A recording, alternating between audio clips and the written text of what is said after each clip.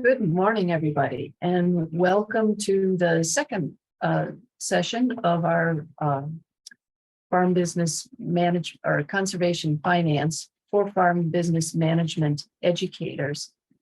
We had a really good session on Monday, and if you missed that, Jenny sent the link to the recording, which we'll have available for about a week or two if you want to catch those again.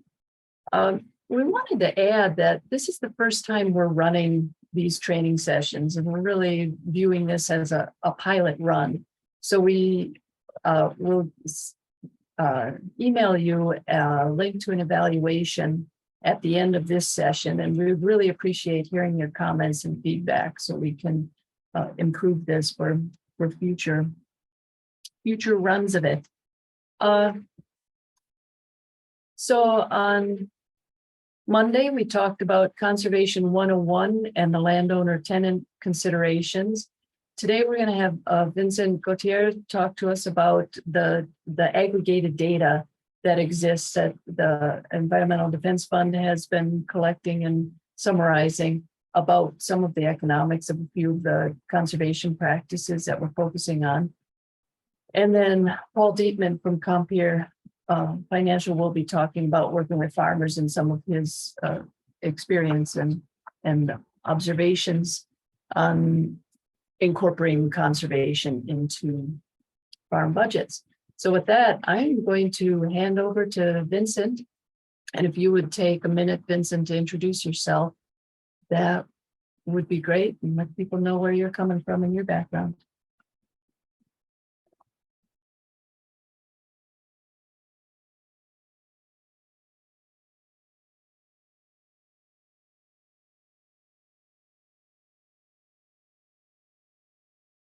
We're looking at your whole, oh, I see you haven't. Sorry, 1 second. There we go. So good morning, everyone. In this session, we'll be talking about why engaging producers on the financial impacts of conservation practices is critical to support their profitable conservation decisions. Both myself and Paul will address these in this topic in different ways, and hopefully you'll come away with some new information and some new ways of engaging the producers that you work with on the financial costs, benefits, and considerations that those producers should take when considering adopting conservation decisions. So my name is Vincent Gautier. I am passionate about working with farmers and other agriculture stakeholders to help them both continue to grow food, fiber, and fuel for our country and countries across the globe, but to do so in a way where they can also improve the environmental impact, the soil impact, and the climate change impact of their production systems to support their communities and the planet. I grew up working on farms in Pennsylvania and Vermont, worked on some dairy farms and small vegetable operations. My sister's family still owns and operates a dairy farm in eastern Pennsylvania where they produce organic yogurt that's sold across the East Coast. And I bring this experience in working directly in agriculture throughout my youth and college years to the work that I now do with my expertise in economics to support farmers, ranchers, and their advisors in better understanding the financial impacts of conservation practices and developing solutions to help those conservation decisions be more profitable for producers across the country. So my organization, the Environmental Defense Fund, is a global nonprofit environmental organization. We work in 4 key geographies: North America, mostly the United States, Europe, China, and India, the 4 major economies of the world.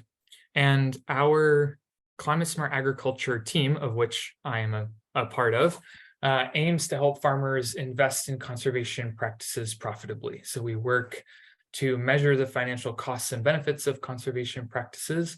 And with that information, both communicating it back out to producers and ag stakeholders. But we also use that information to help develop financial solutions such as loan products or federal incentive programs or warranty and insurance products that help farmers invest in those practices while maintaining or enhancing their profitability. So it's key in our work to balance the environmental and climate change benefits that we as an organization aim to achieve with maintaining or improving the profitability of farmers and ranchers that are growing food, fiber, and fuel across the country. So in my talk this morning, I'm going to present to you some of what I think is the best financial data out there on these three practices: conservation, tillage, cover crops, and nutrient management, specific to the upper Midwest. So this data comes from Minnesota and Illinois. There's a lot of data being gathered and a lot of focus being taken on gathering good financial data about these practices to inform producers and their partners. But I'll be focusing in on ones that I find particularly good for a few good reasons. One is that they are larger data sets. Case studies are really important in sharing a producer's experience, but in terms of trends across the upper Midwest, I want to make sure I'm presenting to you large sample sizes and research coming from them. And then, the other thing in particular that's good about the research that and the data that I'll be presenting is that it goes into really fine detail over, multiple years of the different financial impacts that conservation practices like these three can have on the net return of farms in the region. A few things to keep in mind when you're looking at resources that present the financial impacts and financial data on conservation practices is, one, the way that the financial data is being gathered and the way it's being compared. So typically there's two approaches that we see researchers using to evaluate the financial impacts of conservation practices. The first, and you're probably familiar with this, is a partial budget analysis. Oftentimes this is done where researchers gather financial data specifically to the changes they assume or expect to take place when a producer adopts a conservation practice. And typically it compares at the farm level or on a specific farm the additional costs, the additional return or changes in costs that will occur specifically due to adopting that conservation practice. The other approach that we see is called an enterprise budget analysis, where oftentimes the entire enterprise of the commodity crop is being compared either to other fields on the same farm that are not using that conservation practice, or fields on other farms that are not using that conservation practice. And all direct costs and returns of that commodity crop are being compared. Both changes that are expected to be caused by the conservation practice and all other cost categories that may not be impacted by the adoption of the conservation practice. So if you look on, for example, one of our team members will put in the chat a link to a resource hub that we created as part of this grant, where we collected farm financial data on conservation practices in the upper Midwest and great resources for you to dive into to better understand the financial impacts of conservation practices. You'll see within those resources that some research on this topic has been done using a partial budget approach and some on an enterprise budget approach. And you'll just have to consider the pros and cons of those approaches when you review those resources. A few other things to keep in mind when you're evaluating the financial impacts of conservation practices are these three categories, which I'll go one by one. The first is revenue impacts. So adopting a new conservation practice like reduced tillage, changing nutrient inputs or cover crops can have a few different impacts on revenue. One, it can impact the yield of the following or the impacted commodity crop, which impacts, of course, net returns and revenue. The conservation practice can bring new revenue to the farm through cost share or other types of environmental incentive payments. And then sometimes the conservation practice, like for example, a cover crop, can actually generate revenue on its own if it's used as forage or as silage for a livestock operation. The second category of financial impacts to consider are input or direct cost changes. So changes in inputs related to the conservation practices, changes in equipment costs and capital expenditures on that equipment, and then also evaluating cost reductions that can occur because of the soil health benefits or the change in management practice that the conservation practice can provide. So oftentimes we have some research that shows that over time, some conservation practices like reducing tillage and cover crops can actually allow farms to cut back on other input costs to their commodity crop. And so really keeping in mind that cost reductions can occur over time is important to evaluate the longer term or midterm financial impacts that conservation practices can have.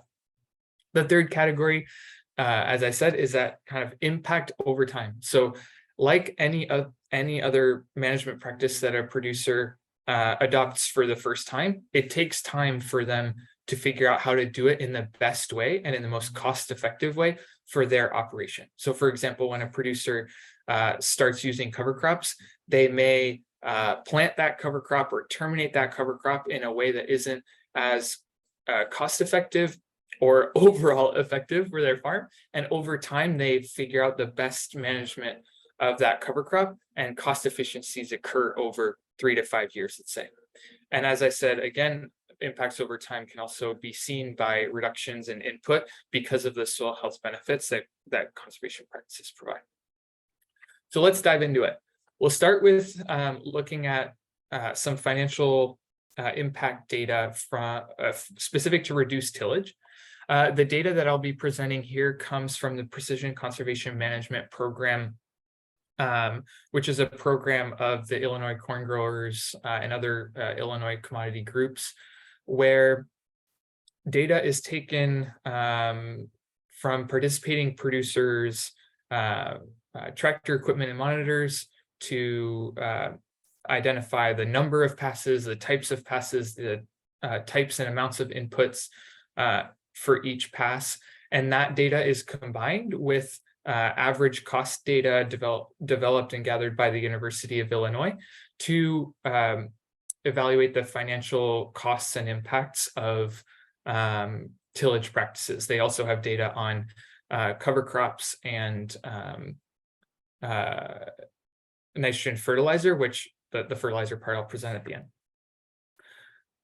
So if we look at the net return of different tillage systems on Illinois corn, and this data is from 2017 through 2022, so it's multiple years of management data and financial data, we find that the moderate tillage practices seem to be more profitable than practices like no-till or more intensity of tillage there on the right. So one pass of light intensity tillage, 2 passes of light intensity tillage, and 2 passes of moderate intensity tillage seem to have the highest net returns on Illinois cornfields, between $370 and $376 of net return per acre.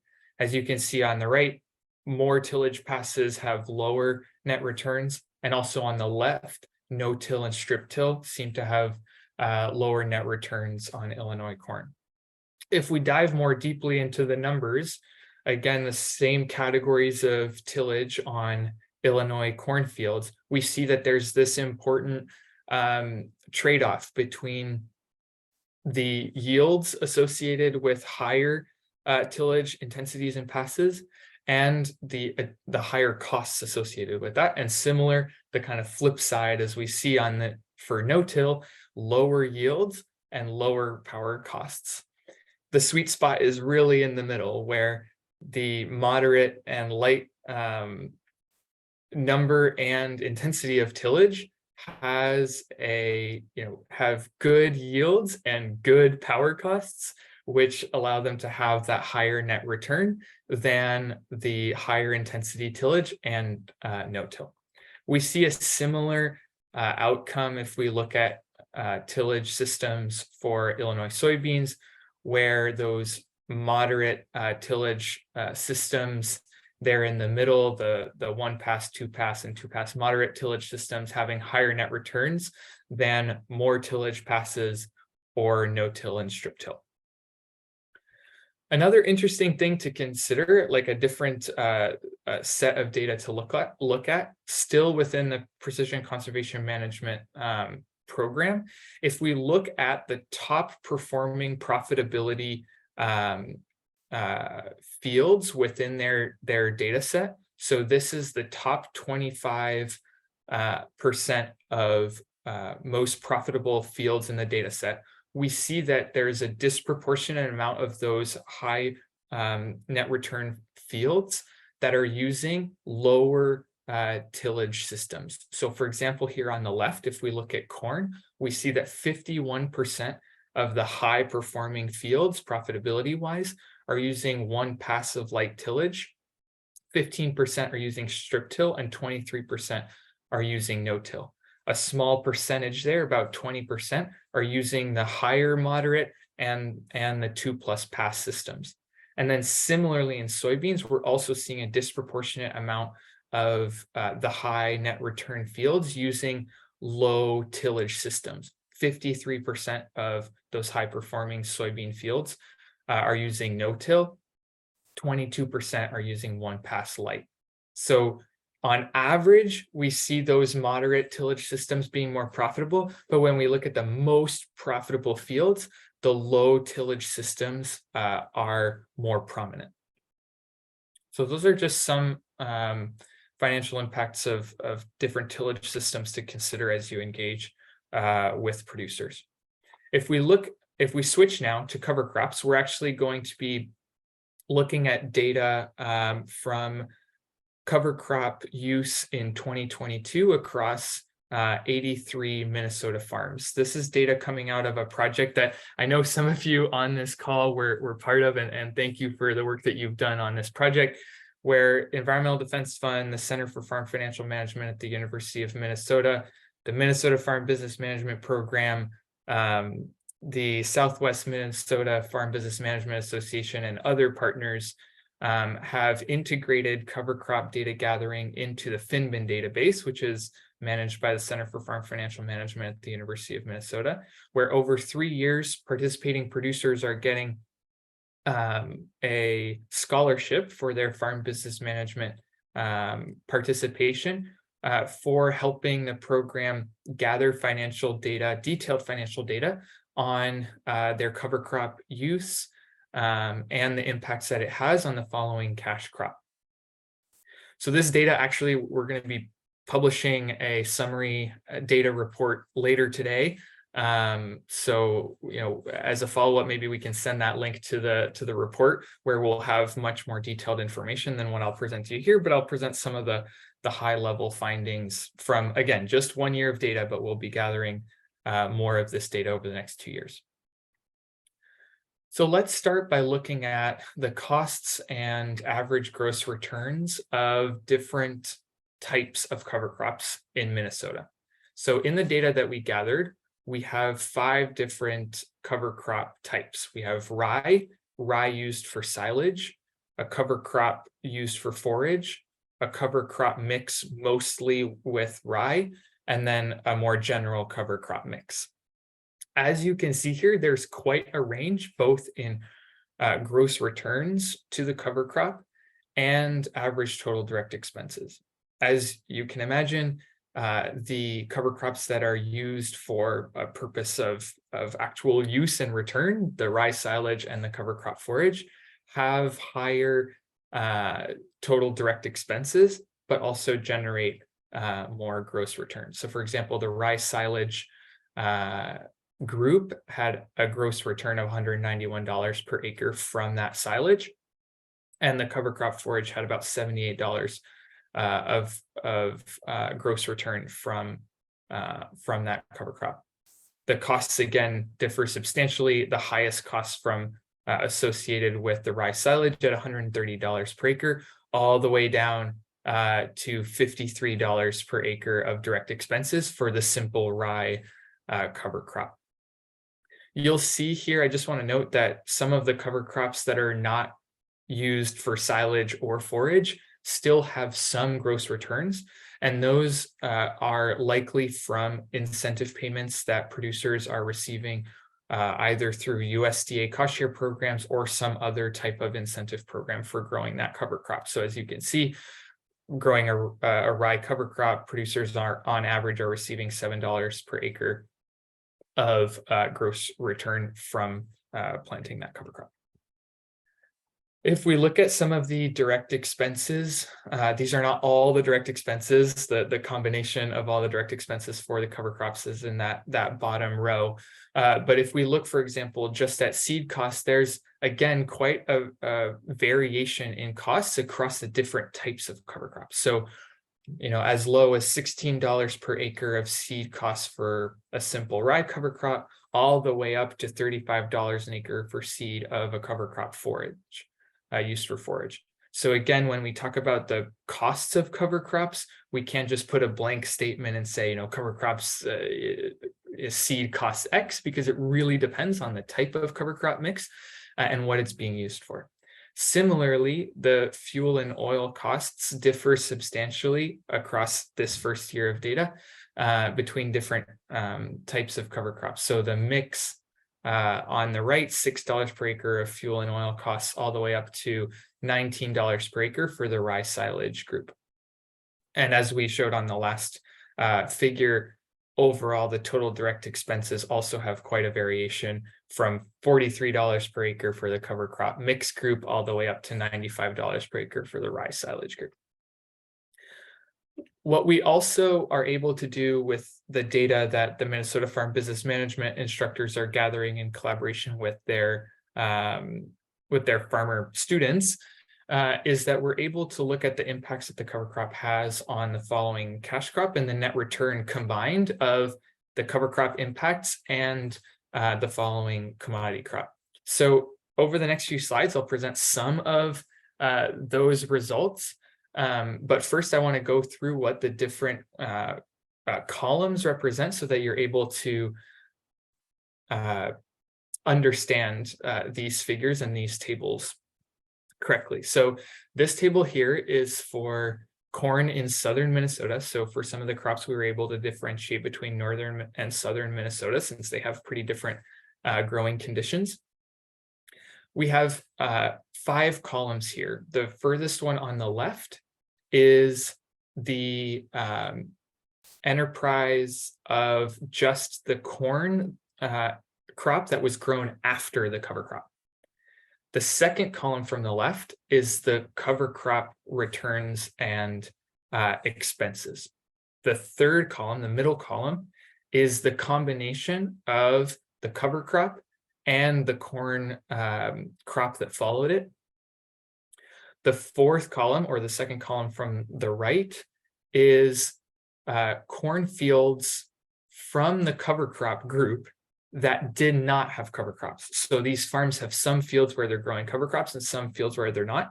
So it helps provide a comparison of, on those same farms, how do the fields with cover crops compare to those without cover crops? And then the last column on the right is all cornfields across southern Minnesota in the FinBin database that are grown without a cover crop. So that's like the state or the southern Minnesota average for corn grown without a cover crop before it. So just for southern Minnesota, these are some of the overall results that we see only again for the 2022 crop year. The gross return of the fields with cover crop is similar, 1% less than the average Minnesota cornfield not using a cover crop. The total expenses are slightly lower for the fields that had a cover crop, even after adding the cover crop costs themselves. But overall, if we look at the net return, the cover crop fields had a net return that was 2% lower than the average Minnesota corn, southern Minnesota corn fields without a cover crop.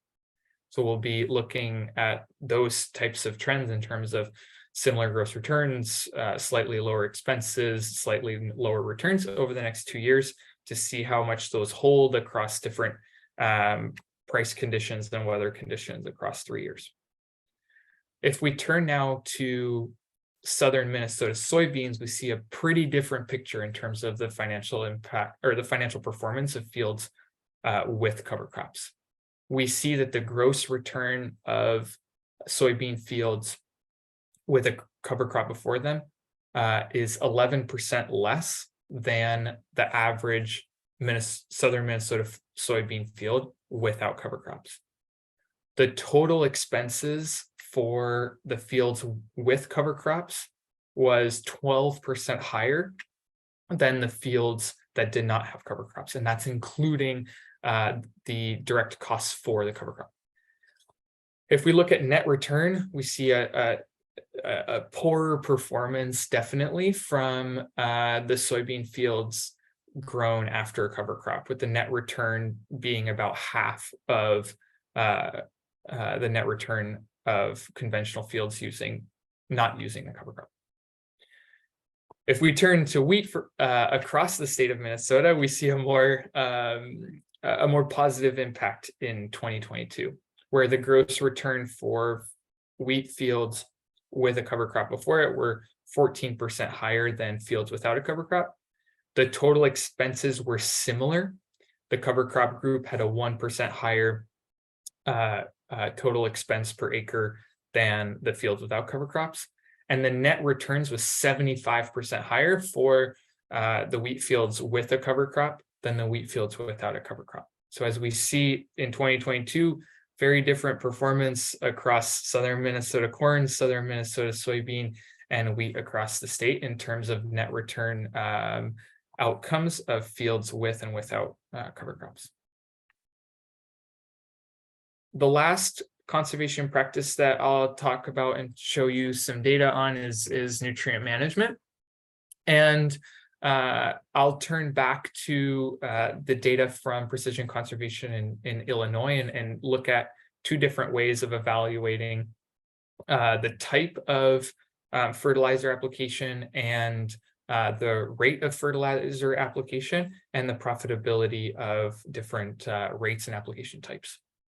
So if we look first at types and timing of application, we find that the net returns of farms that were applying their nitrogen mostly in the spring or side dressing their fertilizer was higher than the land return of farms that were mostly applying their fertilizer in the fall. So as we see, mostly pre-plant fertilizer application, and this is on Illinois cornfields, was highest, and then followed by mostly side dress application of nitrogen fertilizer. This three-way split, as you can see, was the least profitable, but overall, the profitability of planting in pre-plant or during the season was higher than applying fertilizer in the fall. If we look at the rate, and these are the categories are nitrogen pounds per acre, broke up into different amounts, rates, we find that the University of Illinois recommended maximum return to nitrogen rate, which is that 151 to 175 pounds of nitrogen per acre, was indeed the most profitable, as you would expect, given that they've done a lot of research on this. But if you look at actual farm data gathered by the Precision Conservation Management Program, you see that actually comes out to be true, where the highest profitability fields are applying fertilizer at that maximum return to nitrogen rate, with really low performance on those fields that are really over applying 200 to greater than 225 pounds per acre of nitrogen. Those fields had lower net returns overall. So a few key takeaways for me before I hand it over to questions and to Paul. Farmers have economic questions about conservation practices, and it's really important to engage on gathering good financial data about these practices and presenting those to producers so that they have a better sense going into making decisions that the economic impacts, both in terms of returns, costs, and impacts over time, that conservation practice could have on their farm. And sharing all the forms of financial impacts is really critical for producers to have an entire picture of how conservation practices could impact them. So really presenting the impacts that it could have on revenue, on added costs, on cost savings, and overall net return, and the impacts that those practices could have over time financially, as producers get better at managing those practices. Key takeaways for reduced tillage. Reduced tillage from data in the region seems to be more profitable than higher intensity tillage or conventional tillage. No-till is less profitable from the data that's been gathered than other forms of reduced tillage. But again, on average in Illinois, we saw that some of the high-performing net return fields are still using no-till. For cover crops, they're really only, if you consider them just that practice, they're only independently profitable when used for silage or for forage. Commodity crops that follow a cover crop can be profitable, and in some cases can be as profitable as fields that are not using a cover crop.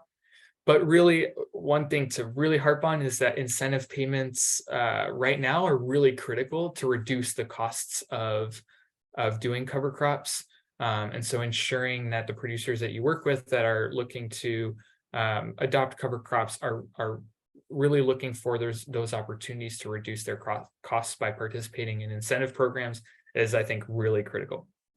And then kind of obvious for fertilizer application, nutrient management, pre-plant and side dress seem to be the more profitable than mostly fall application, and those maximum return to nitrogen rates that are put out by a lot of the universities in the upper Midwest are more profitable than higher rates of nitrogen application. So with that, I will end there. Thank you very much for participating and listening. This QR code will bring you, if you use this QR code on your phone, this will bring you to my team at the Environmental Defense Fund's resource page on financing conservation practices and some of the research that we've done on the financial impacts of conservation practices. And if you have any questions about what I've presented or want to learn more about our work, my email is here as well, and I can put it in the chat. And I welcome any questions that you have. Vincent, thank you so much for summarizing that data for us. And as people are composing their questions, I would have a question for the group listening. Was there anything that Vincent said that surprised you, or was most of this consistent with what you're seeing? You can either speak up or add your answers to that in the chat.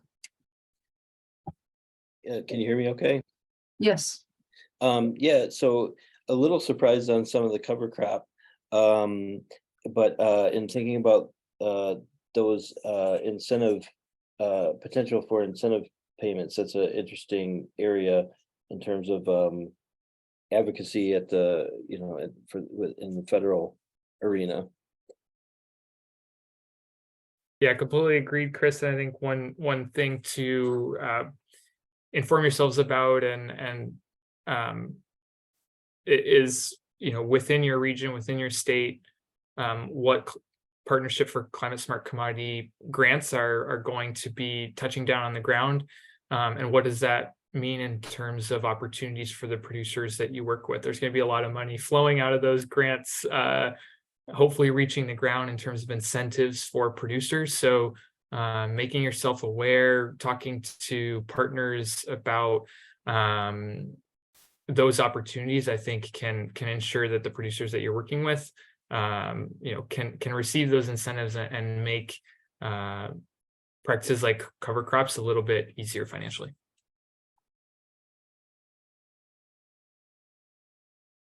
Thanks. Any other observations, or what else did people hear as they were listening to Vincent?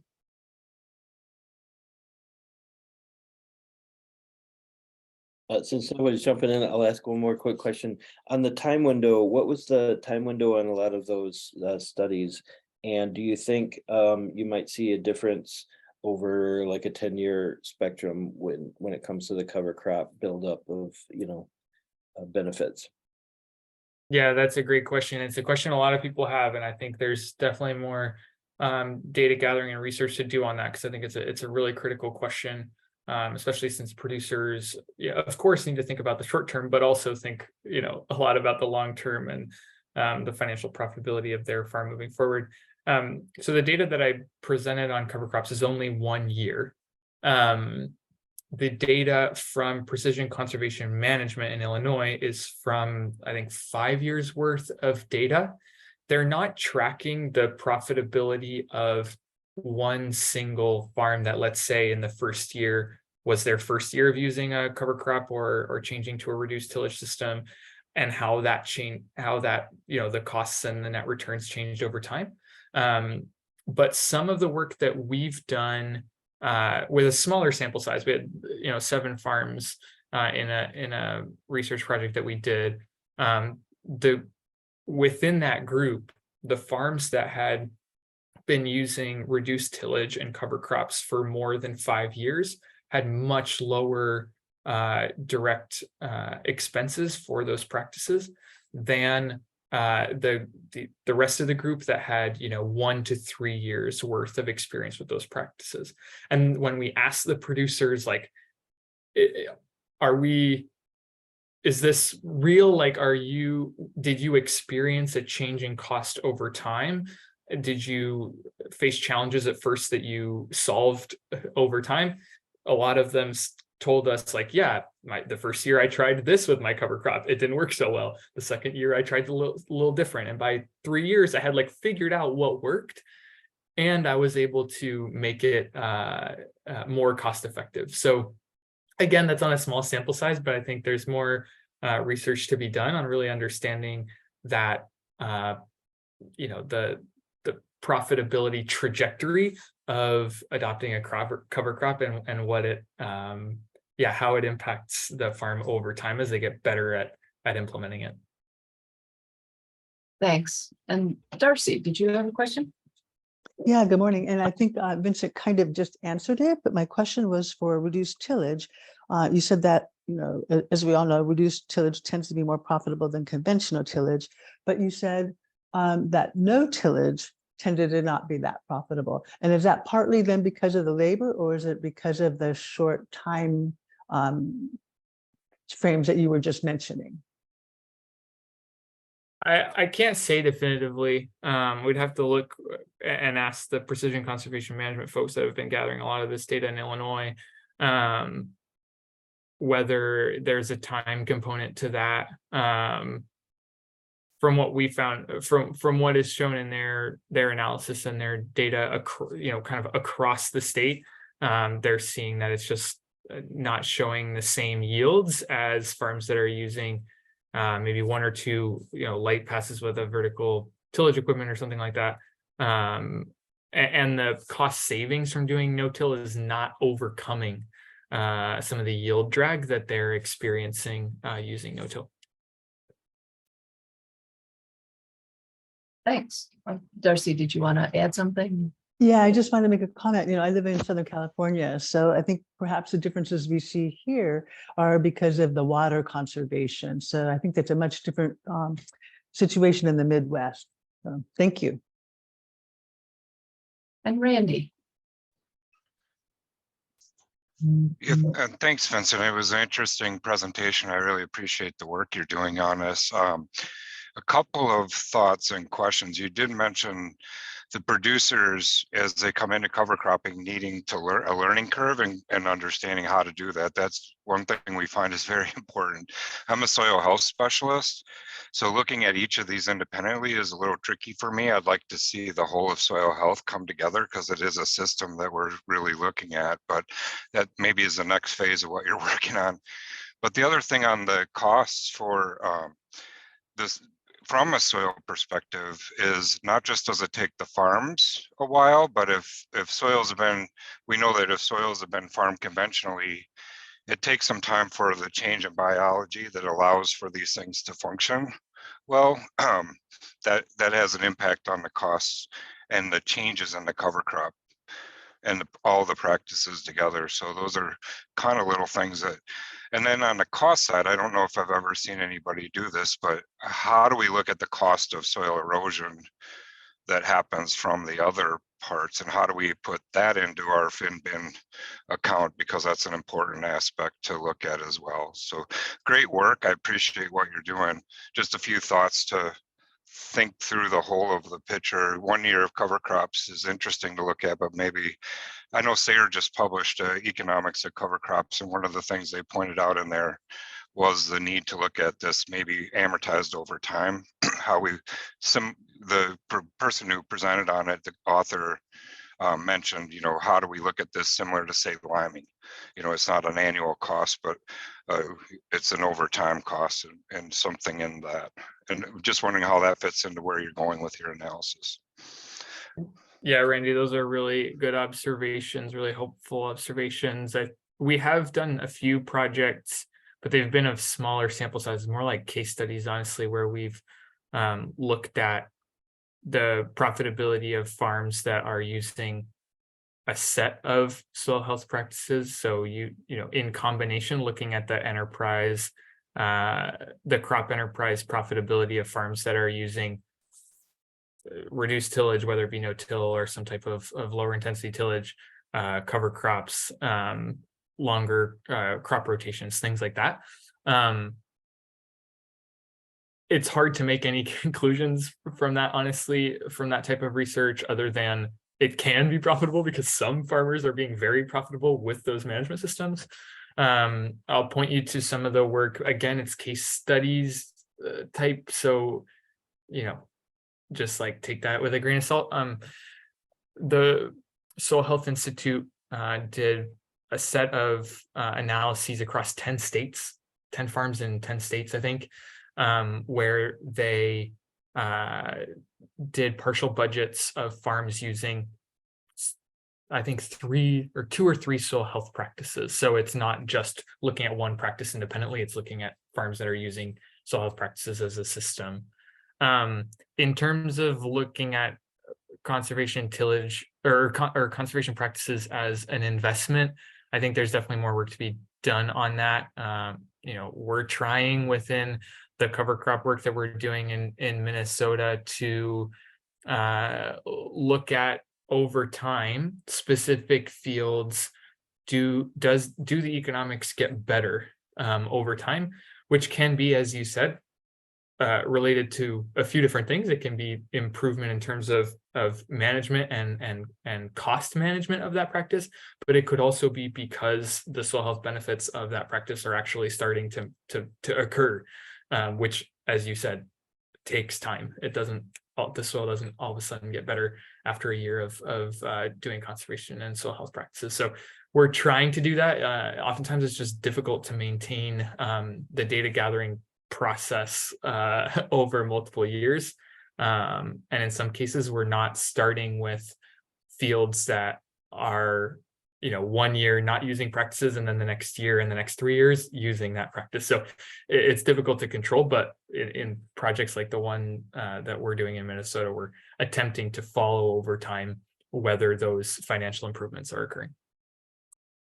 Thanks, Vincent. I'm going to just, I'm going to reach out to you offline because I know I see a lot of familiar names on here. They know I can carry on to money, and I have so many questions and want to talk to you more. So I'll just reach out to you offline. Thank you for that. Great. Thank you, Vincent. I want to hand over now to Paul Dietman for the second half of today's session. And Paul, I'll ask you to introduce yourself. All right, thanks, Marcel, and thanks, Vincent. I really appreciate the work that you're doing. I'm Paul Dittman. I'm with Compeer Financial, which is part of the Farm Credit System. We're the Farm Credit System Association that covers about 2/3 of Wisconsin, the eastern half of Minnesota, and the northern half of Illinois. I've been here about almost 12 years. Prior to this, I spent 11 years as a county ag agent with UW Extension, and I spent 5 years leading the Wisconsin Farm Center, which is the Farmers Assistance Program at the State Department of Agriculture. So I think I've spent a good chunk of my career in the same position that a lot of you are in, which is sitting on the farmer's side of the desk. Now I'm sitting on the lender's side of the desk. And I hope today to share some of the stuff that I've learned and the things that maybe are a little bit different than what you're used to experiencing sitting next to your farmers. So let me share my screen here.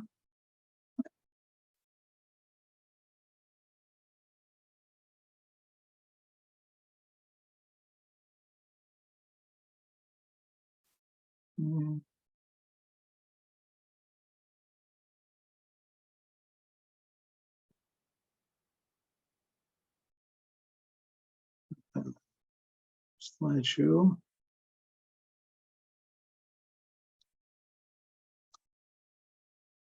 F5 should do it. Yeah, get my screen.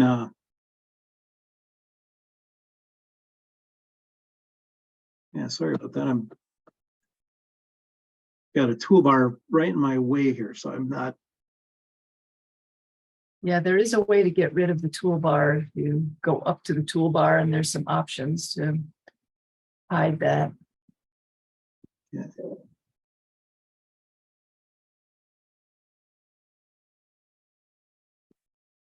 There we go.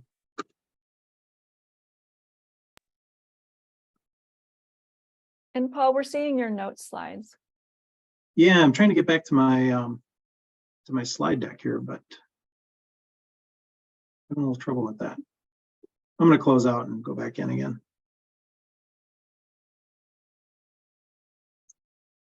Sorry about that.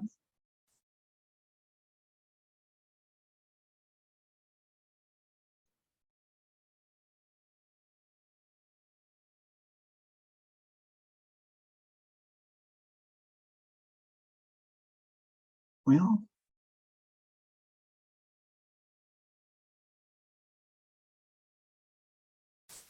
all right, now I've lost my slides completely. So, let me see here.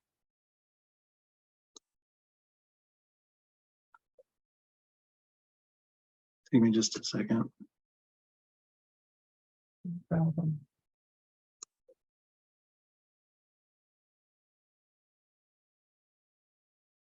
I'll add a comment. I'll put the link to the agenda into the chat again, and I really encourage you to either download it or save that link because it is has all of these links that are in the chat and other resources.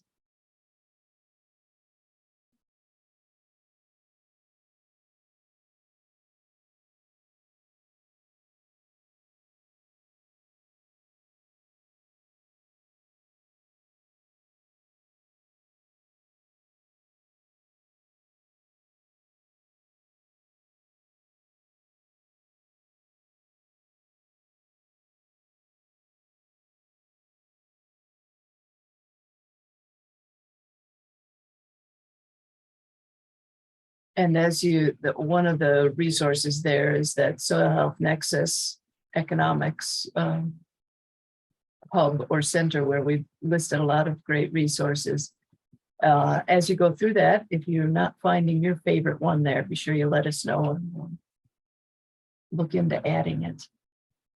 All right, that looks good, Paul. All right, can you see it? Okay, sorry about the technical difficulties here. All right. So I'm going to start off by talking a little bit about how farmers think about farm finances. And a lot of you, you understand this, you live this every day. When we talk to a farmer and we try to gather financial information, farmers may have enterprise budgets, maybe not. Sometimes they're on the back of an envelope, sometimes they're more formal. But I run into a number of farmers who don't do enterprise budgets, have never done an enterprise budget. I like to see enterprise budgets and then have those enterprise budgets worked into a month-by-month cash flow projection. Not very common. I do that with a lot of my farmers. I lead a loan program at Compeer for farmers who market their products directly to consumers or do something in value-added agriculture. So I really specialize in a pretty narrow segment of agriculture. And in our program, we have a microloan, pretty easy underwriting standards. But one of the things that we require for that program is a month-by-month cash flow projection. A lot of times I'm helping the farmer put that together. It tells a farmer a lot about their operation, when they can expect cash to come in, when it goes out, and then helps us come up with a plan for those months when cash is going to be short. So I really like to see farmers do a month-by-month cash flow projection. Schedule F, profit or loss from farming, almost everyone does this. The IRS forces you to do a Schedule F every year with your federal tax return. So, at minimum, a farmer is going to have their Schedule F. Most farmers are going to have a balance sheet. If they come in for a loan application, we're always going to ask for a balance sheet. I know a lot of you are working with your farmers every year, trying to get them to update their balance sheet on January 1st, so that we can, if we have a January 1st balance sheet every single year, we can take a year, beginning of the year balance sheet and ending of the year balance sheet, put the Schedule F in between those, and calculate all 21 financial ratios that the Farm Financial Standards Council says are important. So we may get balance sheets, we may get Schedule Fs, but I like to see enterprise budgets and cash flow projections as well. This is what a corn enterprise budget might have looked like if we put it together in early 2023. We're expecting 200 bushel yield, $5.50 a bushel, $1,100 of gross revenue. We have all of our variable costs, all those costs that you're setting down writing out checks for during the year, the things that you wouldn't have if you weren't growing a crop at all. Total variable expenses, early this year, we would have projected for corn roughly $750 an acre. And then we have all of our overhead expenses. I never like to use the term fixed costs, and sometimes you'll hear people refer to overhead costs as fixed costs. I like the term overhead rather than fixed, because I think if we use the term fixed, it sort of sets in a person's mind that these costs are set, they're fixed, they can't be changed, there's nothing you can do about it. And there are things that you can do about things like property taxes. You can, here in Wisconsin, we have use value assessment. If you change from row crop production to pasture, you're going to reduce your tax burden, your property tax burden. Interest on farm loans, we can, sometimes renegotiate the interest rate, that sort of thing. But overhead expenses, I put in land charge. This could be either rent, if you're paying cash rent. In this case, I'm estimating $300 an acre. I also think it's important, even if we're not renting land, if we own land and don't have any debt against that land, we still have to put in the cost of land as an opportunity cost. If we could rent it for $300 an acre, rent it out for $300 an acre, we should charge our corn enterprise $300 an acre for using the land. We want to get a true sense of what the net return potential might be from that acre of land. And if we can't at least get back our variable costs, obviously we should rent the land out to somebody else. We want to at least get the variable costs. We want to then make a contribution to overhead, hopefully over long term cover all of our overhead expenses. So in this case, we expected $1,100 an acre. We had variable expenses of roughly $750. We have total overhead expenses roughly $500, and we're expecting a return per acre of negative $128. We calculate two break-evens here. We want to have the break-even price to cover the variable cost, because again, if we can't at least cover the variable cost, it doesn't make sense for us to grow a crop of corn.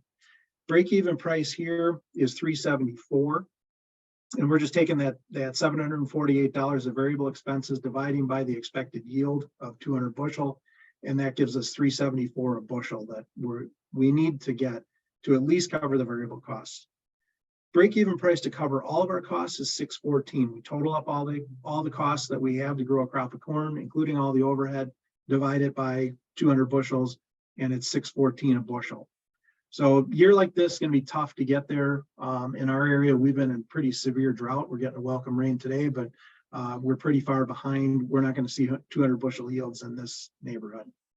On the bean side, I'm not going to go into a whole lot of detail. We were expecting $6.50 an acre. We had about $400 of variable expenses. Again, that same $500 of overhead expenses. And we're projecting a loss of about $233 per acre for soybeans. Break-even price to cover variable costs, $8.06. Break-even price to cover all of our costs, $17.66. So how can farmers afford to grow crops that are projected to lose money? Well, if you look at those overhead expenses, a lot of those are not cash expenses. Again, the land charge, your cash expense, if you own the land, don't have any debt against it, your land charge might just be the property taxes that you're paying on it. And so your actual cash expense might be $20 to $30 an acre. We've got economic depreciation of capital assets. So all of those assets that are employed in this farm operation, we're taking an economic depreciation number of the things that are, as they rust and rot and wear out as we use them in the operation. And we're charging $50 an acre for that.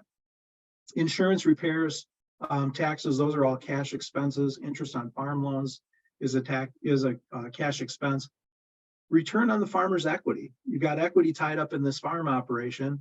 You could theoretically sell everything, pay off all your debt, take that equity and go invest it someplace. And right now you could just hold it in cash and earn better than 4%. So we should get a return on the equity for having that equity tied up in the farm enterprise. And here we've got $50 an acre for that. And then the return on unpaid labor and management. Again, there's an opportunity cost for labor. You could go to town and work at a job instead of farm. So what's the opportunity cost of your labor when you're using it in your farm enterprise?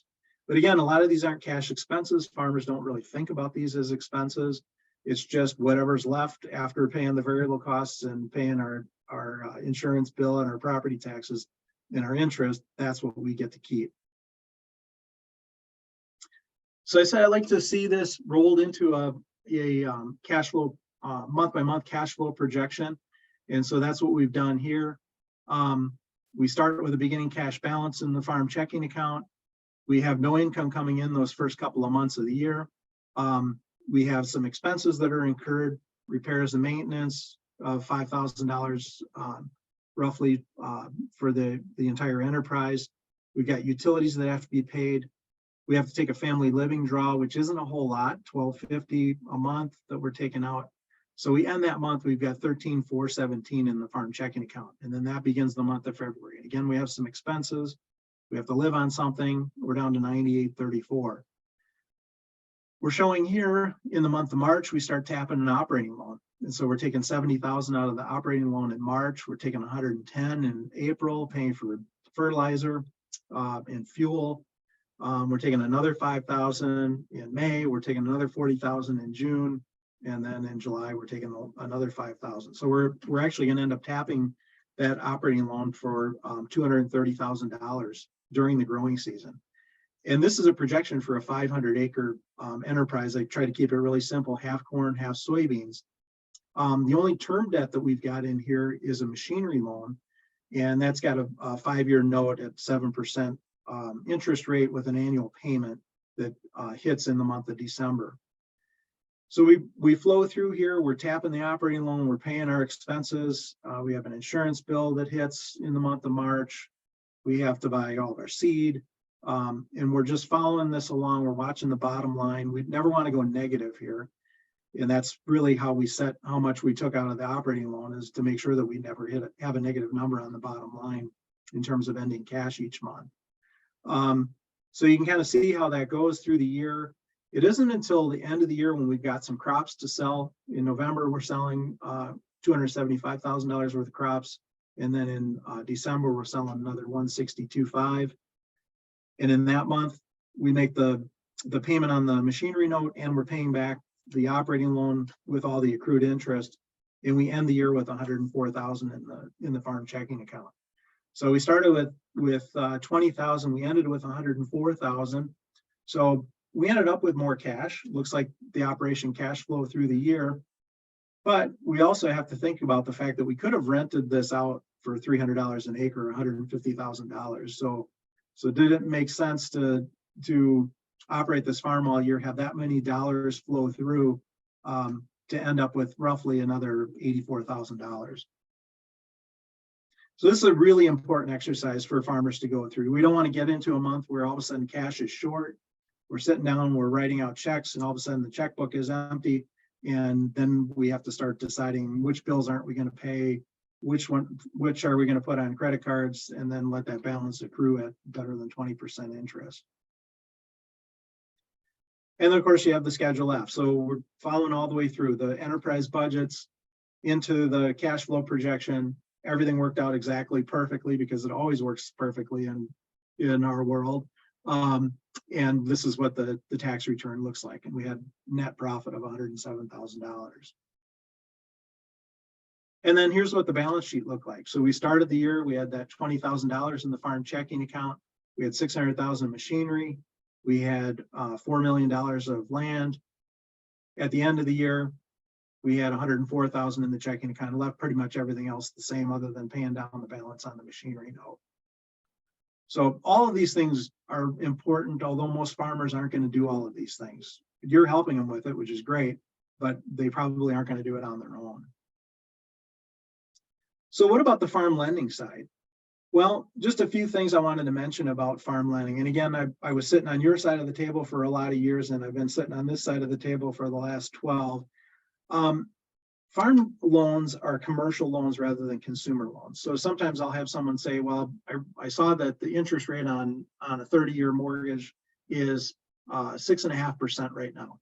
So is that what your rate is? No, actually our rate is going to be more like 7.5%. Typically a commercial loan is going to be at least 1%, sometimes as much as 2% more than a consumer loan. There are a lot fewer regulations on the commercial side. We hold all of our loans in-house. We don't sell them off on the secondary market. Most consumer home loans are sold off to Freddie or Fannie. More than 90% of consumer loans are sold off to Freddie and Fannie. We keep them in-house. And so there's a bit more risk on the commercial side, and that risk is priced into the interest rate. Farm lending is very relational versus transactional. You know, if you buy a house in town, you take a mortgage, you may never talk to your mortgage lender ever again, unless interest rates go down and you want to refinance. But it's a one-time transaction, and that's the end of it. With farm lending, it's very relational. We may be loaning someone money to buy land, and then we might make 2 or 3 equipment loans during the year.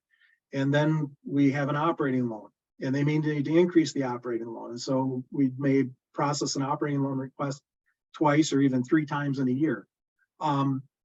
We may be interacting with our farmers to gather their balance sheet or gather cash flow projections or whatever. So there's a lot of relationships that are built up in farm lending, which is one of the things I love about my job. It's working with farmers every day, and it isn't all about making loans. It's a lot of other things too. It's helping them, just giving them advice on other types of financial transactions.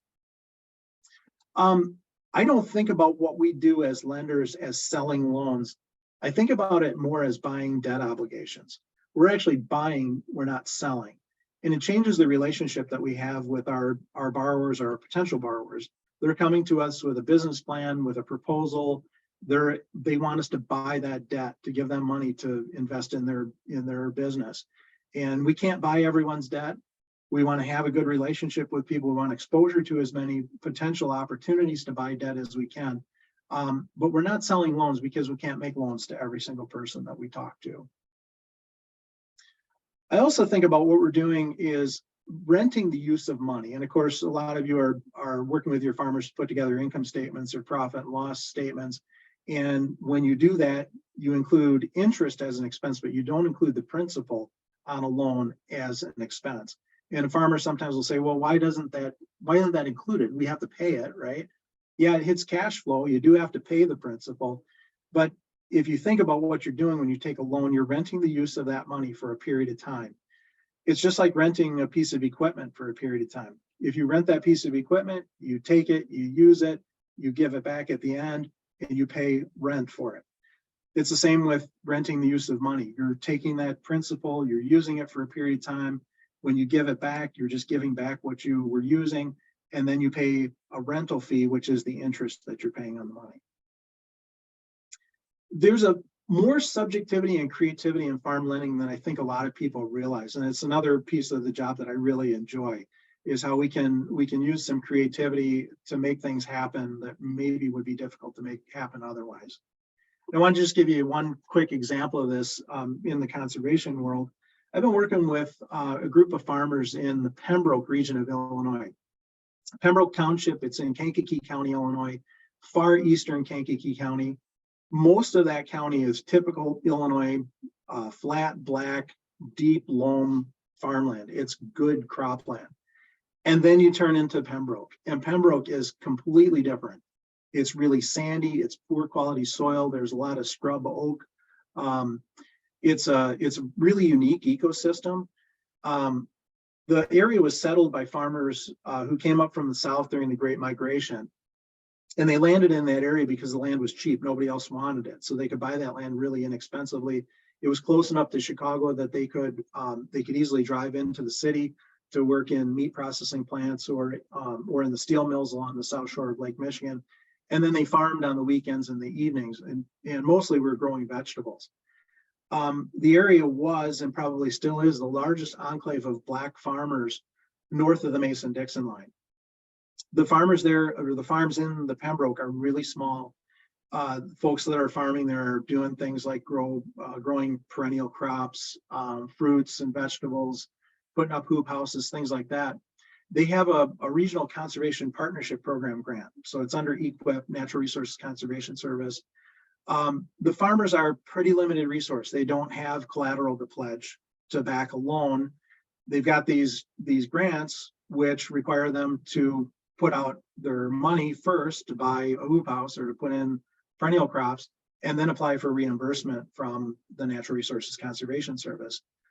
While they don't have, again, collateral to support the loan, they don't have the cash to put up front to pay for all the things that they need to put in as part of the grant. So what we've done is we've made some small loans to the farmers in the Pembroke, and we've entered into assignment of payment contracts with the farmers that then are endorsed by Natural Resources Conservation Service. Compeer pays the expenses, and then we apply directly to NRCS for reimbursement of those expenses. So we don't take any physical collateral. The farmers don't have to put up any cash up front. We're paying the bills, and then we're getting reimbursed directly from NRCS. So it's just a creative way to solve a problem for folks who are really limited resource farmers. So I'm gonna dig just a little bit deeper on farm lending and explain a few more things about it. If you look at all the farm debt in the United States, our system, the farm credit system, holds roughly 44% of all of the farm debt in the country. All banks put together hold about 35%. So the farm credit system is by far the largest lender to agriculture in the country. Individuals, USDA, Farm Service Agency, dealer financing, insurance companies, other lenders hold about 20% of all the debt in the country. And then non-regulated alternative lenders like Iroquois Valley Farmland REIT, if you've ever heard of them, or Mad Agriculture, Stewart, some others, they hold less than 1%. So we talk about farm loans, there's operating loans. Those are typically set up as revolving lines of credit. They're used to cover annual operating expenses. Operating loans are always on a variable interest rate. So that rate can change every month. If the Fed says they're going to raise rates by 25 basis points, our operating loan interest rate almost always goes up at 25 basis points the following month. We make term loans. These are used for purchase of equipment, can be used for purchase of breeding livestock, vehicles, sometimes for hoop houses and things like that that are more like portable structures. Interest rates on term loans can either be fixed for the whole term or they can be adjustable. And an adjustable rate is only fixed for a few years and then it adjusts to whatever the current rate is at that time. So if you hear of someone who's got a 3-year adjustable rate mortgage, that rate is only set for 3 years. And then at the end of that 3-year time period, the rate floats to whatever the current market interest rate is. Real estate loans, These are long-term loans. They can be up to 30 years. We actually can write up to 30-year fixed rate mortgages for farms, which is kind of unusual. It's used for purchase of land, construction of buildings, refinancing of land. Interest rates there can either be fixed or adjustable. So what kind of financial information does a lender need? And this I think might be surprising. I know it's something that was really surprising to me when I became an ag lender. I assumed that an ag lender is going to ask for 3 years of tax returns. They're going to want cash flow projections. They're going to want enterprise budgets. They're going to want the kind of information that Vincent was sharing, where people have really dug into thinking about adopting cover crops. And here's what it looks like. The impact is going to be per acre on my operation. We actually don't need a lot of that information. We're going to ask for a balance sheet. That's a must. We might ask for tax returns, and we might not ask for tax returns. If it's a real estate transaction, we always ask for 3 years of tax returns. If someone comes in for an equipment loan, we may or may not ask for tax returns. We have a couple different ways of processing loan applications. So there's a traditional underwriting process. That's where we're going to ask for a lot of information. We send that information to an underwriter. The underwriter is taking all that information. They're crunching their numbers. It can take about 2 weeks to go through full underwriting. We have another way to process loan applications, though. It's referred to as a scorecard. With a scorecard loan, I can call a farmer. I can get some basic balance sheet information over the phone. I ask for total assets, total liabilities, cash on hand. I'm going to ask for some basic information about income and expenses. I'll ask for gross farm income, net farm income, non-farm income. I plug all that stuff into a scorecard. I hit a score loan button, and it'll spit back a yes or no answer. I think that's kind of surprising for people to realize that we do that.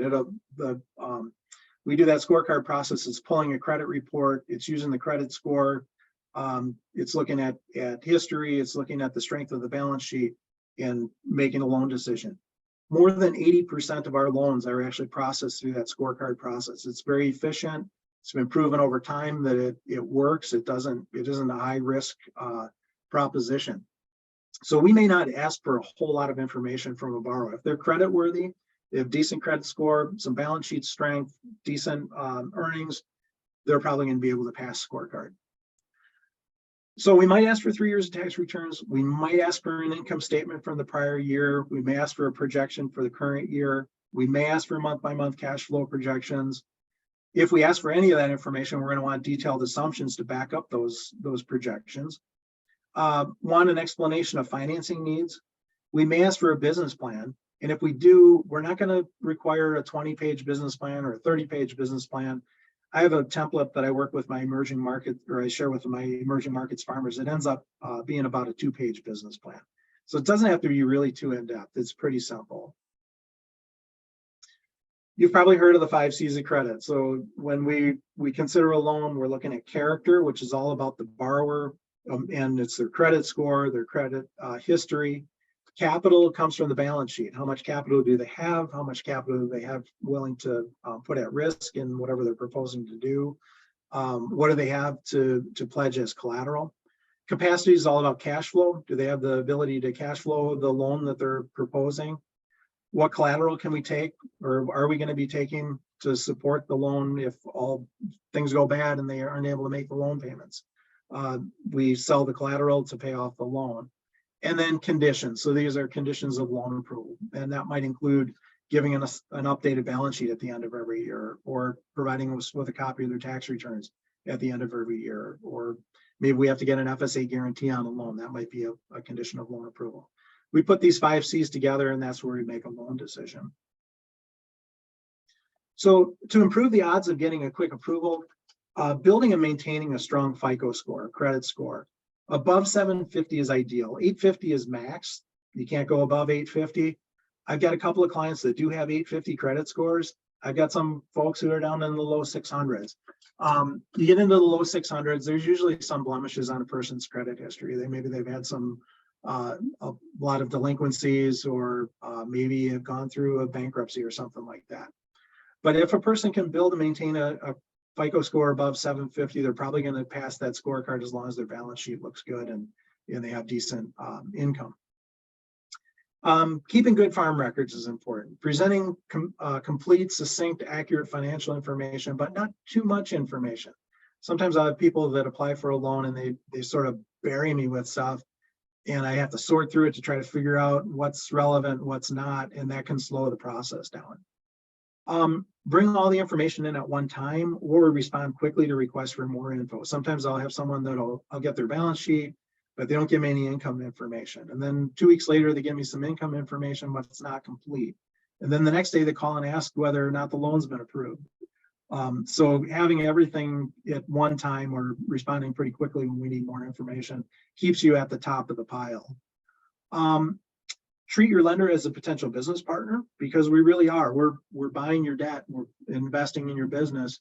We want to know what's going on, and we're willing to provide some advice about things too, and be open to taking that advice.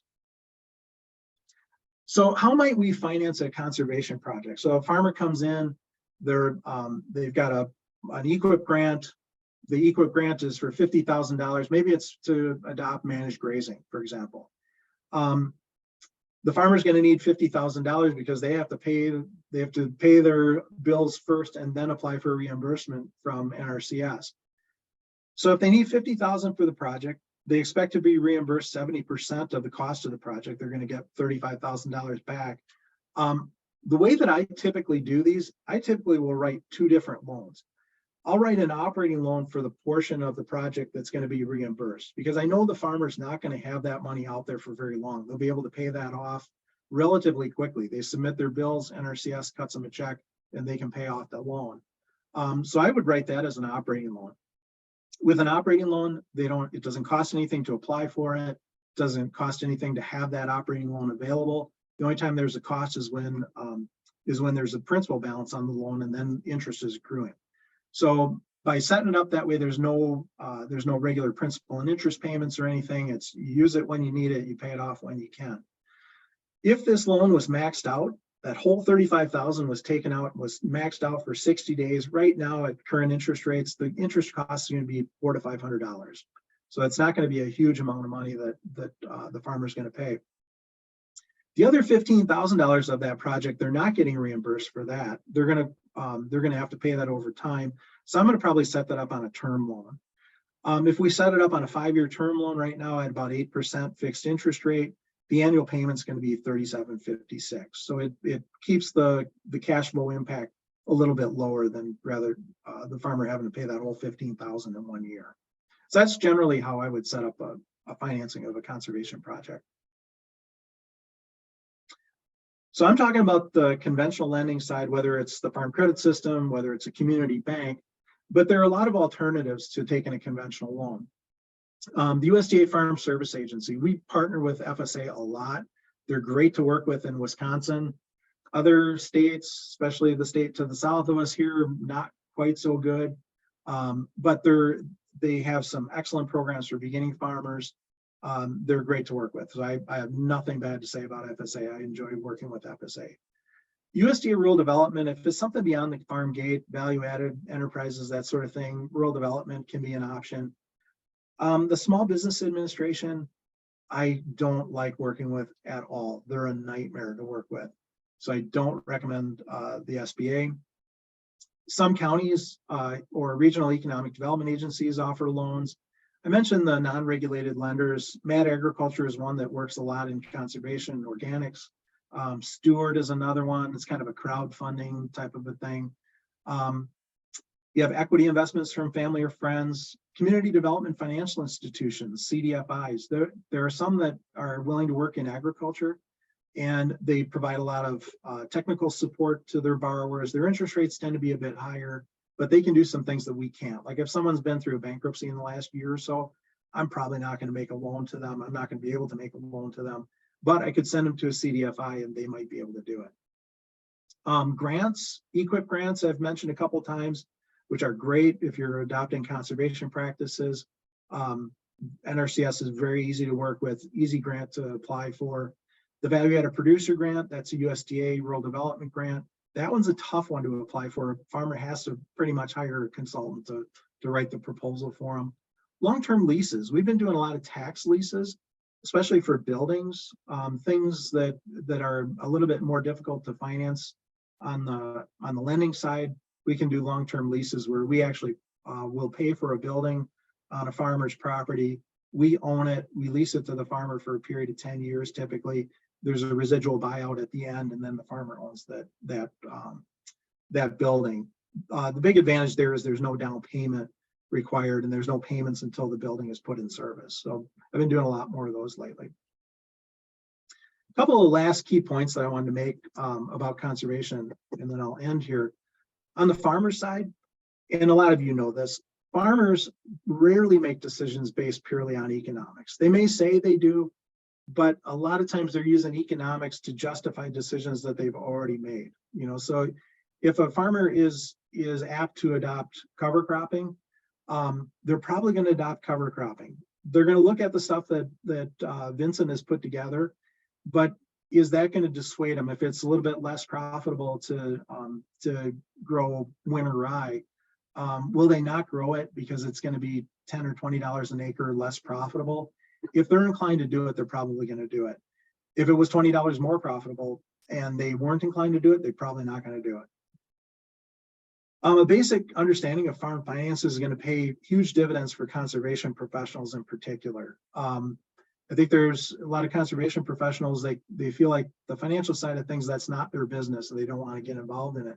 But farmers do want to know what the financial impact is of these different practices. They want to know that it isn't going to be really unprofitable. They like to know that it's really profitable or kind of neutral. So having an understanding of farm finances is important. You know, those two enterprise budgets that I showed early on showed that the variable costs to put in an acre of soybeans right now, roughly $400 an acre, corn up to $750 an acre. We looked at that small 500 acre cropping enterprise, and there was $230,000 of expenses that flowed through that operation during the year's time.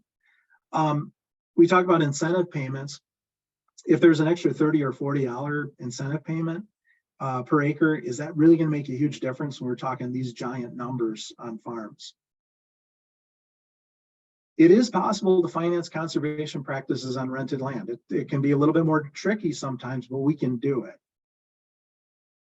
And if a farmer says, well, banks don't like to lend to organic farmers, or banks don't like to lend to regenerative farmers, or they don't like to lend to grazers, don't assume that the farming practice is the issue. We're willing to look at anything, and we're willing to finance any type of operation. And a lot of times we're not even going to dig in as deep as you might think. Like, someone comes in and they need an operating loan, we may not tease out the fact that they're going to put in 50 acres of cover crops with that operating loan. The problem isn't the practice. It's that lenders don't want to take bad credit risk. We can't afford to take bad credit risk. I work for a cooperative. I'm not going to put our members' money at risk by making a bad loan. So it isn't the practice so much as it is the credit worthiness. On the lender side, a farm lender can have a lot of influence over a farmer's conservation decisions, even if there's no loan proposal.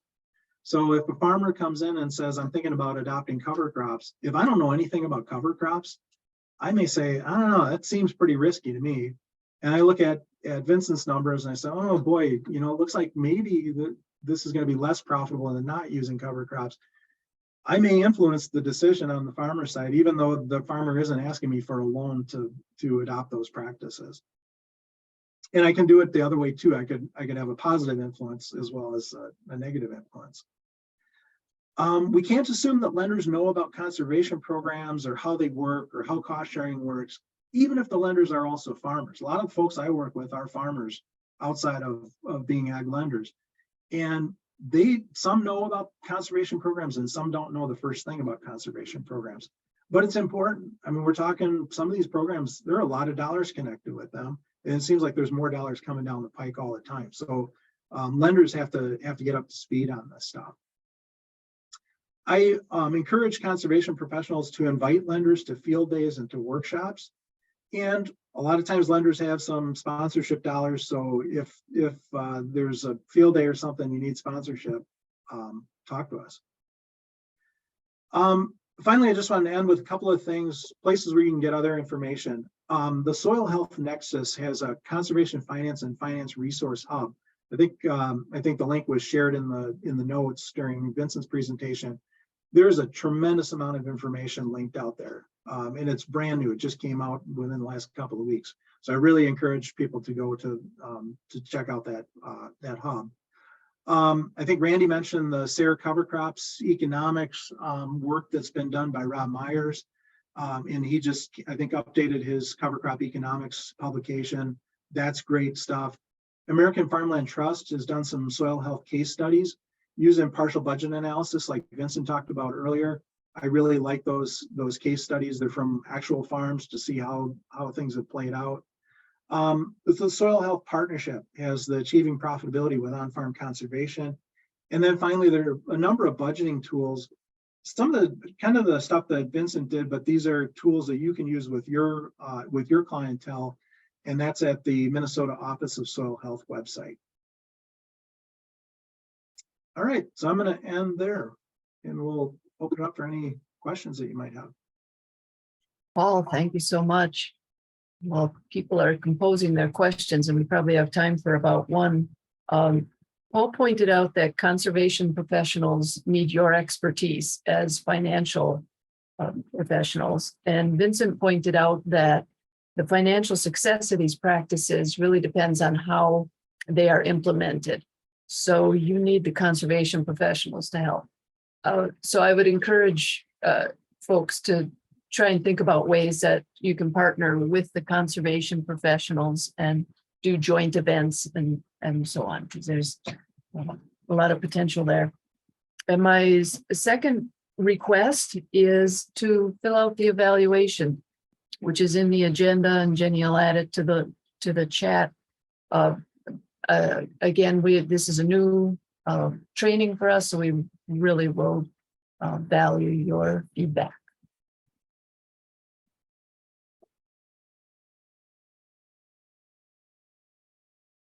Any questions for Paul before we wrap up here?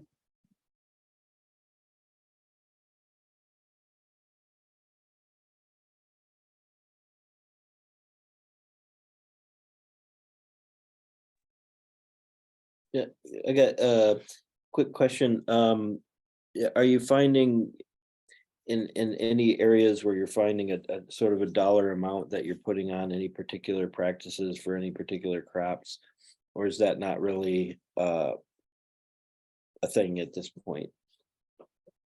Yeah, we don't generally get into that level of detail with our borrowers. You know, like I mentioned during the presentation, if someone comes in for an operating loan, that operating loan can be used for purchase of seed or fertilizer or fuel, or can even be used for family living expenses while they're waiting to have a crop to sell. So, so we're probably not going to get into the, that granular level of detail to figure out, okay, well, you're going to use $40 per acre of your operating loan to put in cover crops.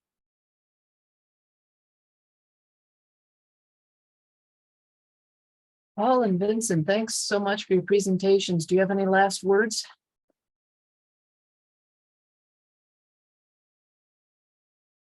I don't think so. No, thank you all for attending. Last thing for me, be on the lookout for that cover crop financial data summary report from Minnesota that we're going to be publishing later today. I'm waiting for the final link to get online, and we can hopefully share it with this group afterwards. I think there's a lot of insight to be seen there, so be on the lookout for that. Great. We'll pass that on to you when we get it.